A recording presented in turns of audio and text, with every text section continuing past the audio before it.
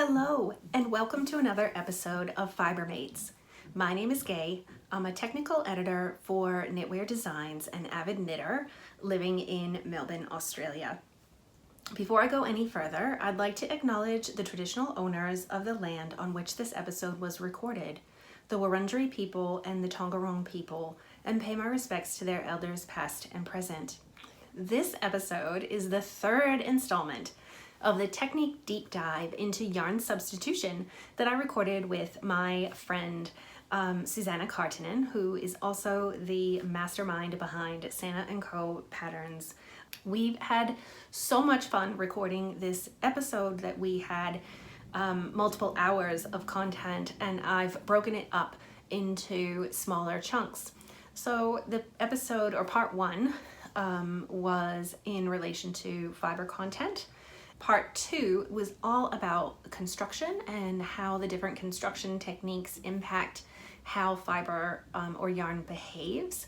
And today is the final installment where we'll be talking all about yarn weights and other considerations for yarn substitution.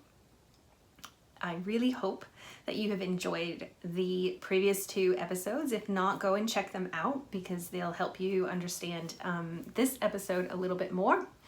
But otherwise, grab your knitting and have a great time listening to this chat. Yarn weights, where do we start? Yeah, I tend to have a lot of opinions about yarn weights because different countries have different systems for labeling yarn weights. 100%. And if you do a Google search about yarn weights, you will find a chart that has columns for the different countries. And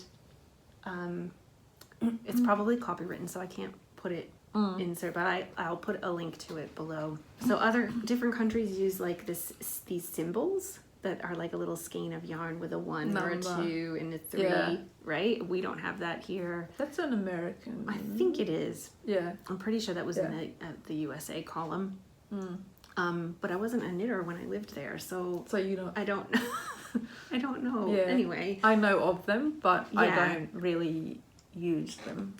So should we just focus on the Australian yarn and maybe weights? talk about conversions to US weights as we go. And it seems like the US system is probably the most common. I think UK and Australia are quite similar. I think we're pretty similar. There might be some variation, but I'm not super familiar. So for me, it's Australian, US, and then kind of the European, Northern Central Europe. I was just going to ask you if there was a difference in Finnish or Scandinavian yarns. I think when Scandi yarn companies like translate their information in English, they tend to use the US terminology. Yeah, I would agree with that. Yeah. Should we start from the smallest and go to the biggest, or do you want to work our way down? Yeah, we can start with the smallest. Okay. Lace weight. An interesting one with the weights. Maybe we should do like a general kind of how it's defined, the weights, because there are different ways of categorizing the yarn weights as well. Okay. Because the most common way is to look at the meters, I think, of meters per 100 grams. Yes, and then give it a name.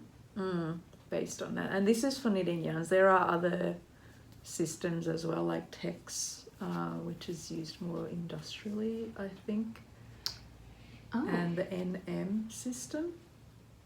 Oh, is this for like producing fabric more? It is yarn, but it is more industrially used, Yeah. I think. Or in Finnish weaving circles, Tex is quite common. Okay. So NM and Tex are kind of opposite ways of... So NM is basically like you could have an NM of 3.5 and it'll be 350 meters per 100 grams. But Tex is grams per meters.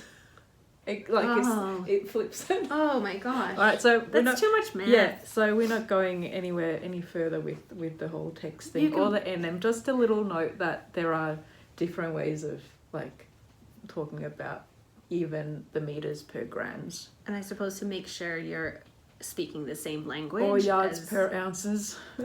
That's right. There are some Yeah. shops that sell, like, not, I don't think locally, but shops that sell yarn by weight. Like, you just say, hey, I need 50 grams of this. Yeah.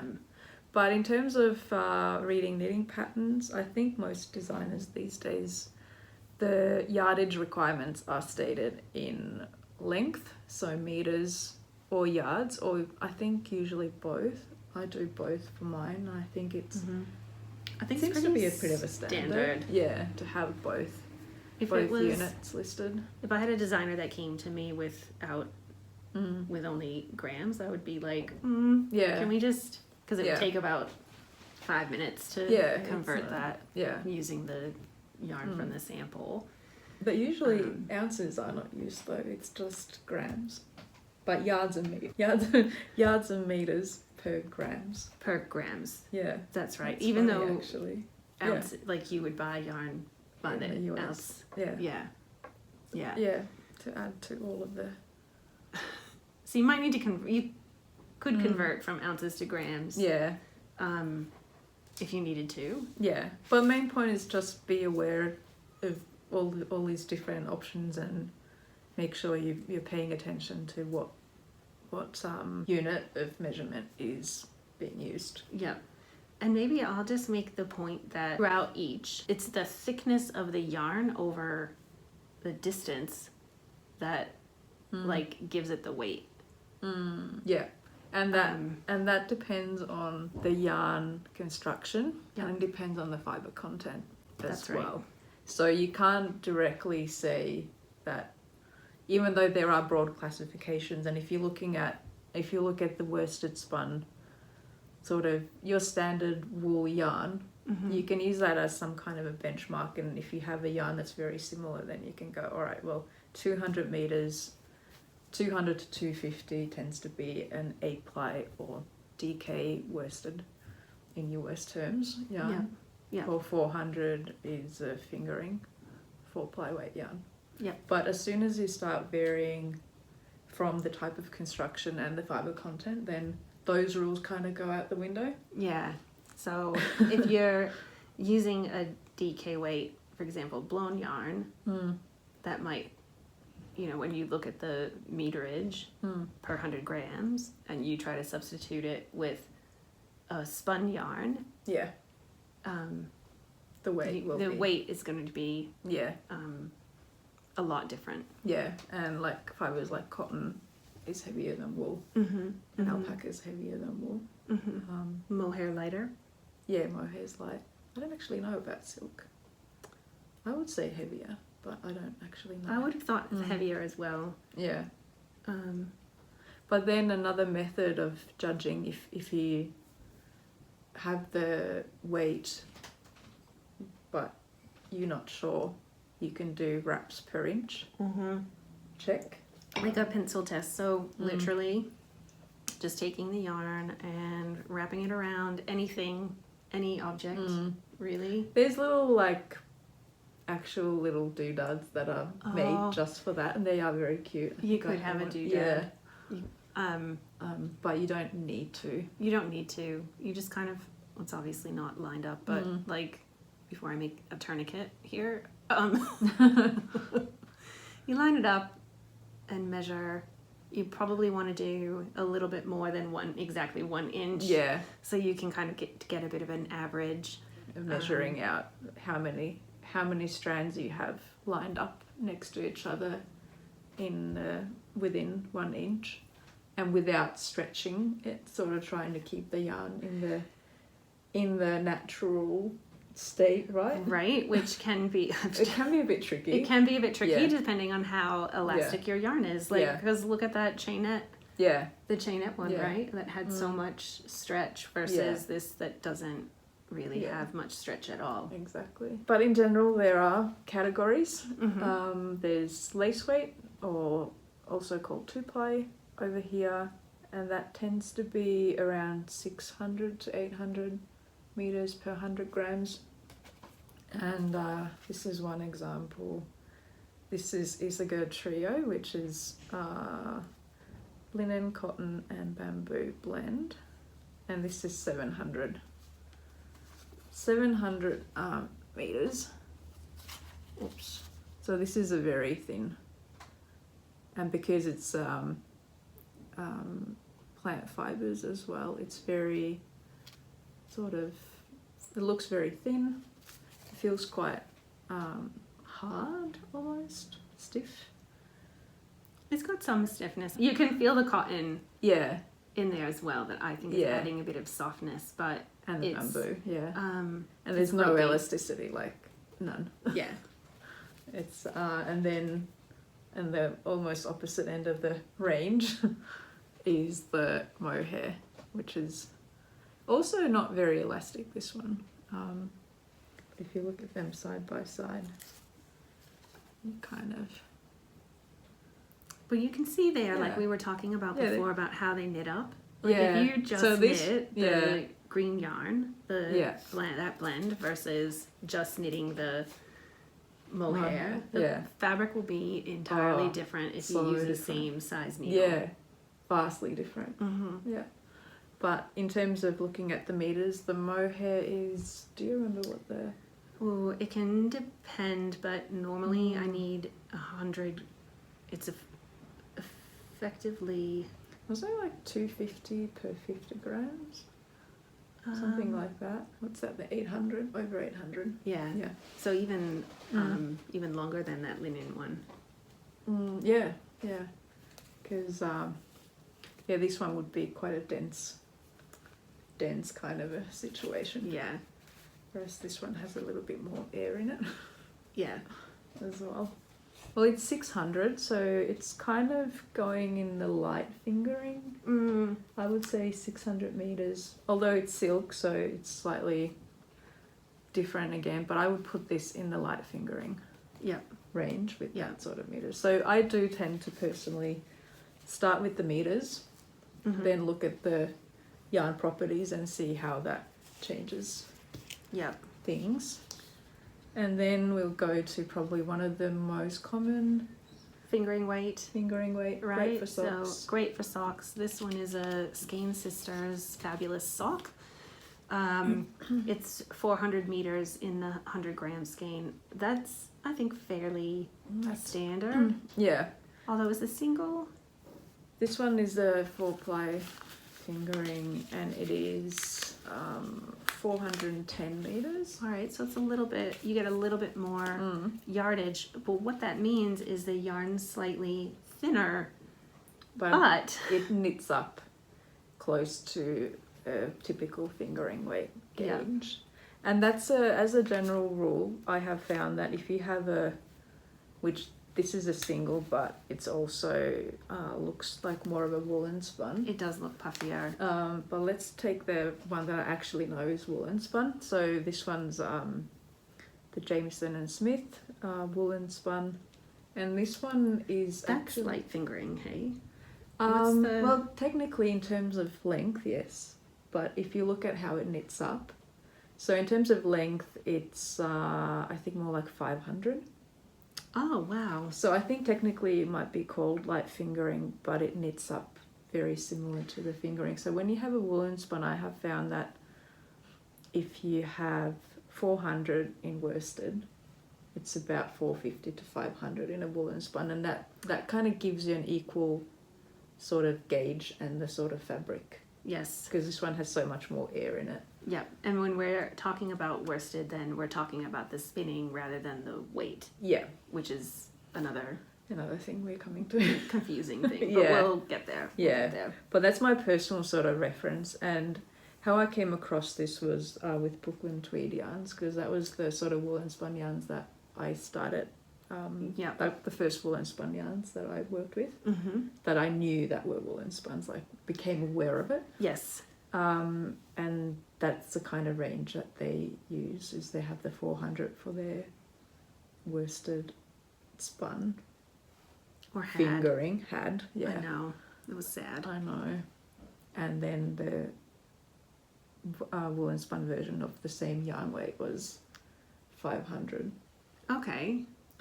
And yeah, that has been, yeah, that was kind of where I started with it, and I have found it to be a pretty consistent method of kind of judging just wool yarns and comparing woolen and worsted. Another example of that is when we go to the 8-ply range, and maybe I'll mention it then.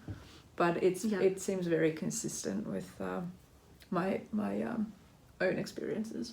Should we go to 8-ply? I think we have sport. Oh, with 4-ply also. 4-ply kind of ranges from 400 in the middle, but 450, and then down to about 360, 70. Some of the Australian 4-plies tend to be in the 360, 370 range. Yeah, I found that too. And they are kind of often a softer spun. I'll actually grab an example because you can see with the sock yarn especially. Like if you look at that. This is a Pirate Pearl Yarns Blackbeard.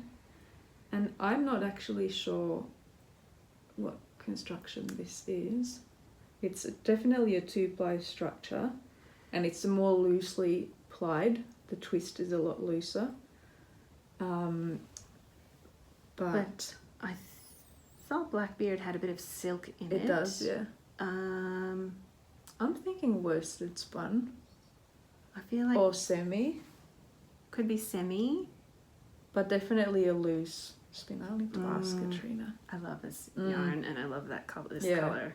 But you get very different results with the sock type fingering. Yeah. And you can get a lot of that without the nylon as well. Yeah. And then something like this. But they're still in the same weight category, but yes, they do produce different results. And sometimes for certain things, like the gauge might not always be, as interchangeable, or even the fabric qualities. So. Yeah, that's the thing. You've got to be really super mindful of your needle size too when you're thinking about this, but we'll come to that, I think, when we talk about substituting. Yeah. And then we're going into the sport wear category. I always forget about. Yeah, it's not as common, but there's been a little bit more of it coming out, like this linen wool blend, which does kind of look like more of a 4-ply here, but it does knit up a little bit. Thicker, yeah. This is a 5-ply. So sport and 5-ply are the terms. Yeah, so they're quite Australian, interchangeable. Yeah, so the Australian terms are always in terms of ply, which doesn't refer to the number of plies in the yarn. That's right. Either. Because I think this one has 3 plies, but it's a 5-ply, right? Yeah. So yeah, this is a Bendigo Wool and Mills classic. It's really tightly spun. It gives some decent texture. Remember, this is my mistake sweater, but yeah. But look at those baubles. But yeah, 5-ply twisted yarn. You'll see it's great for texture. Oh, look at how it's coming out on the screen. Like you can just really it pops. I think why it's looking so like the texture's not popping like I think it would in this type of yarn. I think it's the loose gauge. Yeah. It is quite. But I wasn't prepared to knit this on a 2mm needle. And you tend to be a loose knitter. I am a loose knitter. I am a loose knitter, so I'm really mindful of. I almost always go down a needle size, regardless of what I knit. So. And that's a thing worth mentioning, that the needle sizes in the patterns is really just a suggestion or absolutely or what the designer has used, but always aim for the gauge. Yeah, try to know. I have an idea of what my gauge is in a regular standard of a certain way yarn, and like kind of what needle I need roughly. Yeah, and then you'll be able to start working out like a bit more easily what needle you need to use. Yeah, I think the more experience you have in general as a knitter, you kind of start learning about your own tendencies, and you get a feel. Yeah, you don't have to reinvent the wheel every time. Yeah. Hopefully. Yeah. So that's the 5-ply sport, and then so 8-ply. I have a real bugbear about 8-ply because I feel like Australian 8-ply is so different than like 8-ply in the rest of the world. Well, what do you consider 8-ply in So the rest of the world? This is the question. 8-ply in the rest of the world is like 225 to 250 meters or more, maybe a little bit more, 275. Because I think when I think of Australian 8-ply, I think of 200 to 220. And then if I think about DK, which is usually listed as the equivalent, I think of DK as 220 to 250 and worsted as 200 to 220. So DK and worsted are the American weights. And that worsted has nothing to do with the worsted processing. Yeah, so worsted weight. And then Aran, like 180 to 200. So a little bit thicker than worsted. I haven't seen an Australian DK that's more than 200 meters in a while. I've seen 220. Merino possum is 250. Okay. But this is the same woolen spun, worsted spun conversation where 250 in woolen spun will knit up like 200 in a worsted spun, roughly. I'm knitting this sweater actually in a merino possum blend in a 4-ply.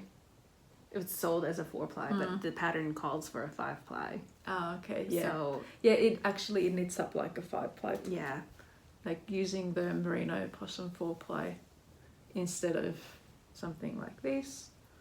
You might get a bit of a denser fabric than, like if you're knitting if you get the designed. gauge, your fabric is going to be very dense. Yeah. But I think more likely is that you're going to really struggle to get gauge. Yeah. Which then it comes back to, again, considerations about when you substitute. So that's why it is actually really good to understand a little bit of the naming practices and the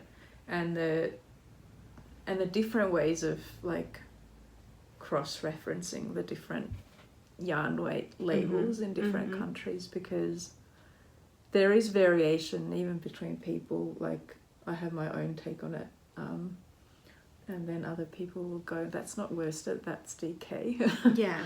And I think where my experience comes from is also the Finnish yarn industry, and their DK is definitely more in the 250 kind of range, and worsted is in the 200 range. Yep. Like if you look at the Finnish Novita. Oh yeah, Seitsemän veljestä, which is like the 8-ply workhorse yarn over there. Like if you're making someone like socks for their boots or something, like it'll probably be that yarn, and it's sold at supermarkets. I was just gonna say, is that the yarn at supermarkets? Yeah, like, it's a supermarket yarn. Like people just buy random. I just love the idea that you can get yarn at a supermarket. Like it's cool. Like nothing too fancy or special, but your sort of basic, like Bendigo, like Novita in Finland is like the Bendigo woolen mills here. Yeah, similar type of establishment. Kind of major national producer. Yeah. And then Nallet would be their DK equivalent, which is about 250. Yeah. So my brain's been kind of hardwired from a very young age to think of DK and worsted as 250. In those terms, and then for me, then 8-ply started just translating. Any Australian produced yarn that's called 8-ply tends to be close to 200 than 250. But then you have Australian dyers who are bringing in DK weight yarns from international mills and calling it 8-ply. So that's why there's a little bit of a sort of variety, I think, in the way that they are named. Yeah. But like local, like Great Ocean Road, Labella, I think that's about 200. Yeah, I think that's 200. I think Tandy 8 ply probably as I think well. Tandy. What about this one? So this is the Melbourne City Dye Works, and this is a non-super wash, so this is $2.50 because it's wool and spun. So there you go. Wool and spun is where. All right, my theory. But Okay. I'm sticking with it. All right. Then after that we go to, I already mentioned Aran weight briefly, about 180, and then bulky, super bulky. I don't really use a lot of bulky or super bulky weight yarns. I haven't lately. I've got a couple of hats that I've done in like bulky singles, which are fun. It's just, you know, those big, like, kind of chunky texture. Yeah, sort of like where am I? Yeah. Oh, this is actually, it's a merino possum, and I would call this actually like a 12 ply. It says worsted weight. Yeah, or 10 ply. How many meters in the 50 grams? I think this one is 100, so it's 200 meters, but it's a single ply. So it knits up for me, it knits up exactly the same as Let Lopi, which is called DK because it's 200, but because it's a woolen spun single and it's 200, not 250, like my theory goes, it knits up more like a 10 to 12 ply. Yeah. But yeah. So holding that double would give you like quite bulky. Yeah. Do you ever sort of think about gauge and yarn weight? Like, all right, I have a DK, I'm expecting this gauge with this needle. Do you have those sort of go-to pairings? Not particularly. I kind of go, I look at the pattern and the details of the gauge, yarn, needles, and I think, yes, I can achieve that, or I'm gonna need to make some modifications. Yeah. Either because of the yarn that I'm using, or my gauge might be wildly different than the pattern designer. Yeah. Yeah. Because I do have some, but yeah, it does vary so much. Like you have, like this yarn, for this top I used similar type of yarn, 3.25 needle, and the stitch gauge is about 26, 27. But using the similar yarn for a sock, I use a 2.25, even 2mm needle, and the gauge is like, what, 32, 34? Sometimes stitches? it can be 36. Yeah. So that's already kind of putting a lot of variety out there. Or using this type of yarn for a shawl, and I'll be looking at maybe 3.5, and because I'm also blocking it a bit more, it'll be closer to 20 stitches. Yeah. So it goes from 20, 21 shawl to 26-ish for a top to 35-ish for socks. Yeah, all depending on the needle size. All this one yarn type. Yeah. So yeah, maybe that doesn't really work. quite so simply. But I think going back to what we said before, it really is about knowing your stats. I don't know. Yeah. It's not like, Yeah. I mean, you don't need to keep a spreadsheet of every project that you knit, but you start to get a feel. Yeah. I think you do. But yeah, there are sort of general ballparks that you can expect that most knitters will get close to, at least. Yeah. With different types of projects. Yeah. Well, I think we're up to considerations for substitution. We've been touching on some of the like highlights as we've gone, all through. right? But if we take a pattern, right, and should we just make one up? Say it's an 8-ply pattern from the US with are we talking jumper? Sure, we can talk jumper. All right. Because that's Gauge matters. And the fabric characteristics matter as well. Yeah, we can say this jumper that I want to knit in my size uses 1,000 meters. Just use a round number, right? And it's cropped, probably, right? I'm just thinking, like 1,000 meters is gonna get me a long this is an sleeve crop example. jumper. Reality doesn't really matter in this hypothetical scenario. It's 1,000 meters of we'll just call it a superwash wool. All right, in 8-ply. In I mean, 8-ply. it's American, so is it DK or worse? We'll call it DK. All right. We'll call it DK. All right. It's a 250 meter per 100 grams. Superwash. So I probably call it 1,250. All right. Right? For a jumper. Yeah, Realistically. keep it realistic, yeah. For All right. like a size 3, which is the size I normally make in most. Yeah, mine tend to weigh about 450 to 500 grams. Yeah. In that range. Yeah. Substitute my yarn. Oh wow. just Put you on the spot, right? All right. So what do we need to think? Well, first, what are you? I think I would look at the stats of the yarn that's recommended in the pattern or mentioned in the pattern, because often there is a mention of a yarn. Yeah. I would look at the information of that yarn, like how many yards or meters per 100 grams. Yeah. Convert as necessary to the measurements that you are comfortable with. Fibre content, and how it's the structure of the yarn. Yeah. Just even visually, but also the more information you can find online, the better. Yeah. I kind of also look at the project itself. So like, is it just a plain jumper?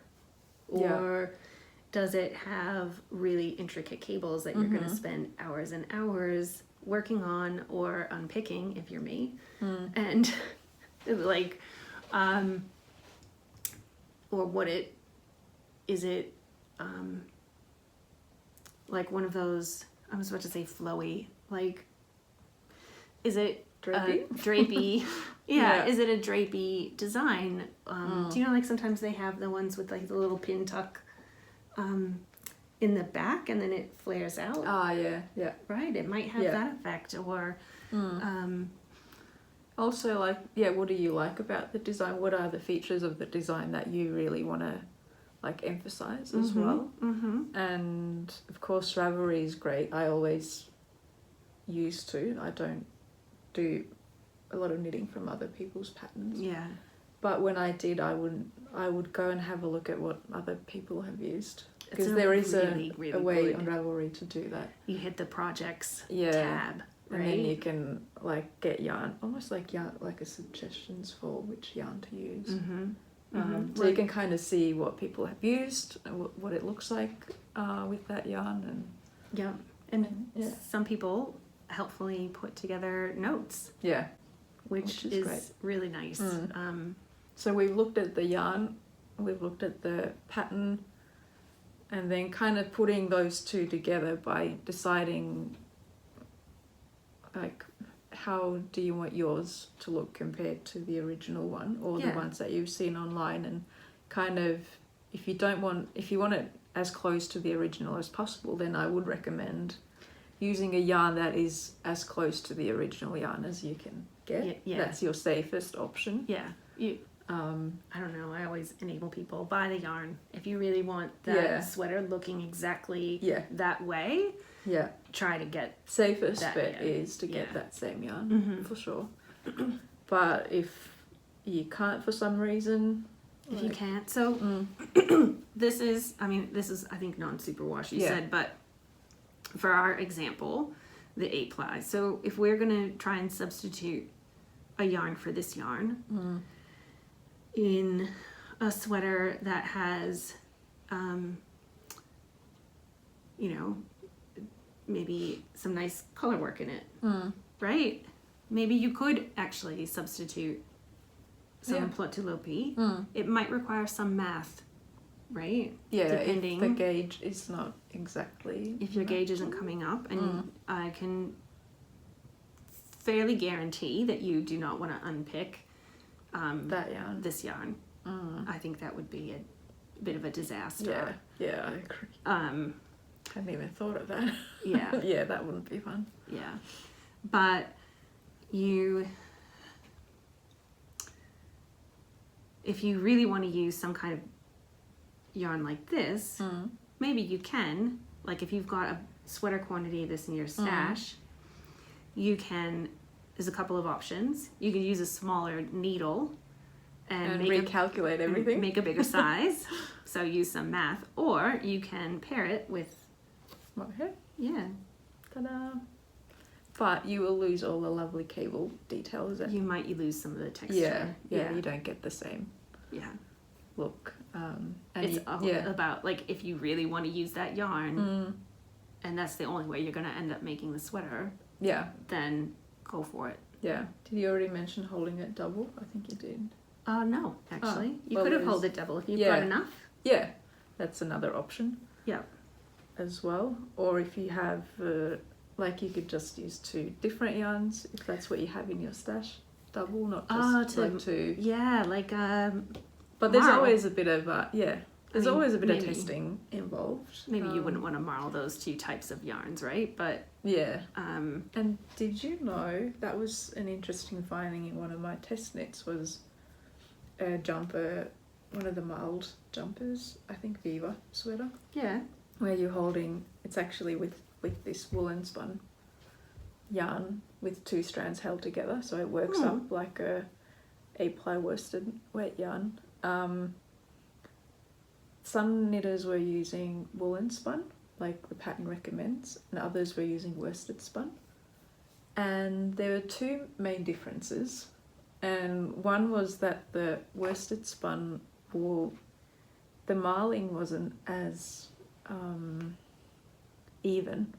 Like it would create like these colored pooling sections more. The woolen spun tended to give a little bit more of an even all over marl pattern where it wasn't like the darker color was popping more here and the lighter color popping more here in sort of blotchy areas. Interesting. It was creating more evenness, whereas with the smoother yarn it was somehow knitting up a little bit more uneven, which is weird. That is weird. And then the other interesting finding was that the yardages, using the smooth yarn, you used less yarn. I would have thought 100% you'd be using more yarn. Because this one, because when you're knitting, the yarn kind of grips to itself. Yes. So it kind of is using up more of it because it's kind of creating bigger loops. But I think it all evens out in the wash in terms of weight because you do get more meters of this. That's right. So, but yeah, the test knitters who were using smooth yarns were using significantly less meters of yarn, but weight-wise it was kind of the same. Just random things you learn from test knits. Yeah. And I wouldn't, as a rule, recommend that you combine a superwash and a non-superwash. But it doesn't mean it wouldn't work. Like EXP, for example, is the fabric combines 2 4-ply yarns, one woolen spun, non-superwash, and the other one superwash and worsted spun. And that's a very specific effect. It is, and I think that's very pattern specific as well. So that goes to. But they do have different care requirements. So if you do that, then just be aware of. Oh, don't put it in the washing machine. No. Yeah. Be aware of the different sort of habits. But woolen spun yarn tends to be more stable in blocking, so you can use that to your advantage. Mm-hmm. Or if you kind of want to play with the fact that this one grows more in blocking in this drape, so you can kind of. It's like you're building the perfect fabric with these ingredients. Yeah. So we've talked about the texture. We've talked lots about drape. So if your if the yarn in the pattern is like a silk blend, like a merino silk, you also might not want to. Yeah, if you want the same drape, then you might not want to do that. And substituting animal fibers with plant fibers. they will behave very differently. Mm-hmm. So that's a very, you can do it, and you can even sometimes, like with a cotton and a superwash merino, like the fabric can kind of look and feel quite similar, like to the touch, Mm-hmm. Mm-hmm. but it will still behave differently, and cotton does tend to grow, especially in one of the directions. I think actually when you, like, if this was cotton, I think from memory it stretches more in this direction. So width-wise, Yeah. like if you're making a Yeah. sweater. Yeah, but this is not 100% certain. But there is a little bit more awareness needed with cotton. Mm-hmm. With Because of the growth. Yeah, and that's actually been putting me off Knitting using with it cotton. for garments, because it requires a little bit more research on my part, and actually knitting a test sample just to test how it behaves. That's a lot of work Yeah. just to test it. Yeah.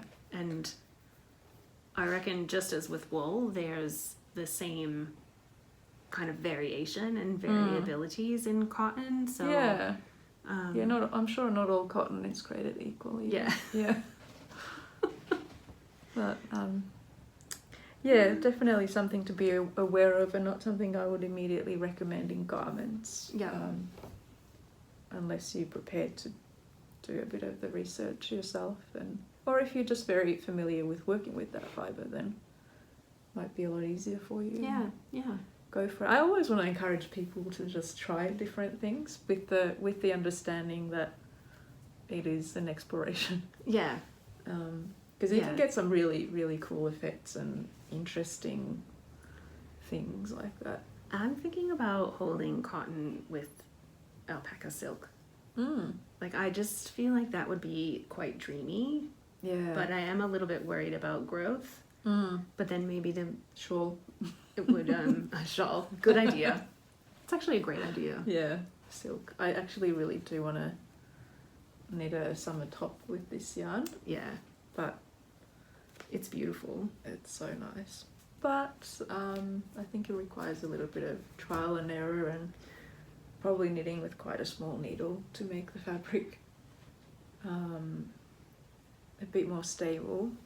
Or maybe just making it really lacy so it is like an open thing. You could do lacy or just a more open... Yeah, factor in the growth gauge. Yeah. I don't know. Not even close to doing that right now. So who knows? Who knows what that'll end up being. I feel like we've maybe like made more questions than answers, but I think when you're substituting it, there are so many variables that you've got to be aware of, and I think this could be a little bit more of a food for thought kind of episode, not a prescriptive, like this is how it is and this is how things should go, but more just trying to bring awareness to all the different things that are going on. Yeah. When you're talking about yarn, and maybe as a starting point for your own exploration and research into it. And I think as well, if you can, join a knitting group, because then you'll get the experience of all the other knitters. You kind of have a collective. Yeah. I know that's not possible for everybody. Some people live fairly remotely, but if you can... it is very helpful. And meeting in person and touching and feeling the yarns in person, like it's impossible to really fully kind of learn everything about yarn if you can't touch it, feel it, stretch it, and kind of like it's a very tactile kind of hobby. Craft. Yeah, like we can talk about it all we want here, but if you can't touch and feel and see how they behave for yourself, it stays kind of very theoretical and I don't know, not very approachable maybe. Yeah. So knitting groups are really, really great for that as well, because then you can all, you know, you have your own yarns and your own projects, and you can share experiences and actually touch and feel the yarn and talk about it and get other people's take on it. Or we used to have those conversations all the time in my knitting group. Like someone would say, I want to knit this jumper. Do you think this yarn would work for it? And then we'll all have our own opinions about it. But yeah, it's really helpful. And I hope this has been interesting and inspiring and not too confusing. I know it's been a bit of a marathon. Yes. But thank you for sticking with us. We are trying to bring you some a few technique dip dives. Yes. We are trying to bring you a few technique deep dives throughout the year. We've got one on color. We've done... This is our second one, isn't it? Well, we kind of did the steeking one. That was a bit more of a support group, but it was a bit of a deep dive into steeking. So you can check those out in the Technique Deep Dive playlist. And yeah, we are planning more, but if you have any specific topics that you would like us to cover, please pop it in the comments. Yeah. And then don't forget about the make-along, the Love Local make-along that I'm hosting with Karina Moore from Louie and Lola Yarns. That is a make-along for Australian and New Zealand patterns made with Australian and New Zealand yarns. So if you finish an object within the month, you can either put it in the Ravelry thread that is on the Louie and Lola thread page in Ravelry, or you can post it on Instagram with the hashtag LoveLoCal with a K or with a C if you're doing crochet. And make sure to tag Fibre Mates and Louie and Lola Yarn, so we'll see your entry.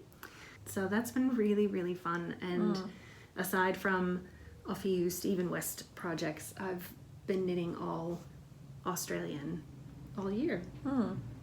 So yeah, that's pretty good. Yeah. I think there's more and more design. Like there's new designers popping up as well. So so there's a bit more variety. Yeah. As well of what, like in terms of pattern options. There's already a lot of really nice yarn options, but I think the pattern options has been, maybe as a designer I notice it as well more, but it seems like there's a really nice amount of options now as well. I agree. Which is great. I think that's it for admin, closing admin. So we're going to go have a cup of tea and rest our voices. I'm going to get a knitting clinic on Short Rows, and we will see you at the next Technique Deep Dive. Yes, thanks for joining along. See you next time. Happy knitting. Bye.